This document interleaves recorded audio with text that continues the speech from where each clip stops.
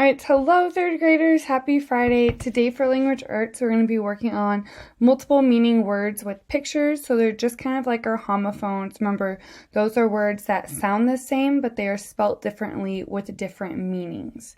So here we're working with two words. So some words have more than one meaning. So the light hurts my eyes. Feathers are very light. So here we're talking about something bright, shining.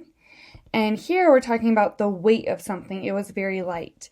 But as we can see, they're both spelled exactly the same. So that's how they're going to be different from our homophones. These words are spelt the same, but they can have different meanings in the sentence depending on the context. So sometimes the different meanings even sound different. So the actors leaned over and took a bow. In this sentence, bow rhymes with how. But here we would say the girl tied a bow in her hair. In this sentence, bow rhymes with low. So here, these words are spelt the same, B-O-W, but they sound different and they also have different meanings. So here, they are spelt the same, they sound the same, but they have different meanings. Here, they're spelt the same, sound different, and have different meanings as well. So words with more than one meaning are called multiple meaning words or homographs. So we're going to go through some examples today, and our homework today will just be a worksheet on Edmodo. So here the first thing we're going to look at is we have to find the word, and this is exactly what our worksheet is going to be like today. We have to type the word that fits both of these pictures. So it goes with this picture right here and this picture here. So first we can see that this is an animal that lives by the ocean. It is a seal, And this right here, what keeps the letters closed, is also a seal. So they're both the same word and they're spelt the same, but it can have different meanings. So we'd spell it like this. Seal. So this is when our spelling is very important. So a seal can be something that closes a letter and keeps it closed, but also an animal. And then down here we see there is something tied around the man's neck. That is a tie. And then when we look here, we see the score of the game 35-35. In a game, we would call that the two teams have a tie as well.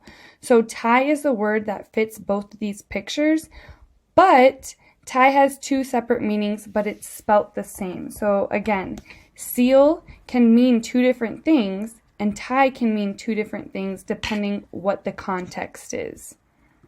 So for this one, we see that there's something holding the paper together, the news together. That would be, we would call a rubber band, or it could just be a band. And then here, people that are playing instruments together, making music, we would also call that a band. So we can see band would fit both pictures. It's one word, but it has two meanings. And we'd spell band like this. So now let's try this one. Here we see that we have a sea, the ocean, and this is what we would call a wave. And then the person here with his hand is waving too. So that's where wave, one word, but it has two different meanings depending on the picture. So let's do a few more together. Alright, so in this one we see a soccer ball on the ground moving, and here we see a type of bread that we would eat. So let's think, what word would fit both of these pictures? Well, another word for bread would be a roll. That's something that you eat with butter. Maybe you eat it with some sort of meat at dinner. And here, when a ball is on the ground and moving, we could say that ball is rolling. So roll would be the word that fits both pictures. The ball is rolling, but roll is also a type of bread that you can eat. Down here we have a baby cow, and a certain part of the leg right here, that would be called our calf. So calf can be the lower part of our leg, but it's also another word for a baby cow. So calf is one word, but with two separate meanings. And remember, all the examples we're going over today will be in our homework as well. So now we're just going to go over these two and then two more. So right here we see this person is sick in bed. We can tell they're sick because they have a box of tissues and a thermometer hanging in their mouth. So they could have the flu.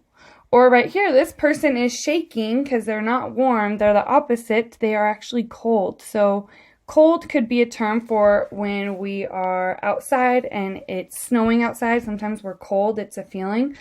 But cold can also be a sickness that we come down with.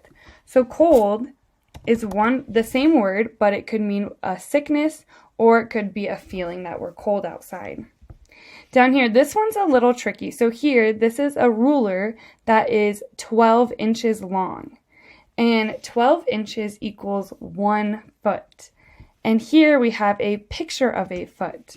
So foot can be something at the end of your legs, or it can also be a measurement size of 12 inches. So that would be a foot. It could be either one. All right, and these will be our last two examples today about words that they're the same word, but it has two different meanings. So here, this is part of a tree. The bottom part of the tree is, well, the middle part is the trunk. And then here, the nose of an elephant, this is called their trunk as well. So a trunk can be part of a tree, or it can be an elephant's nose. So again, that's one word with two different meanings. And here we would call this this is a water falling, so we could call it a raindrop. So it's a drop of water. And here we look at her ice cream, it's falling, so we could say that is a drop too. So when we drop something, this is showing us that she's dropping something, and here is a raindrop. So drop could go for right here or right here. So it's one word, but it could have multiple meanings. So that's what we're going to be practicing, not for today, and then also we'll continue next week. And that is it for today, and I will see you on Monday. Bye, third grade.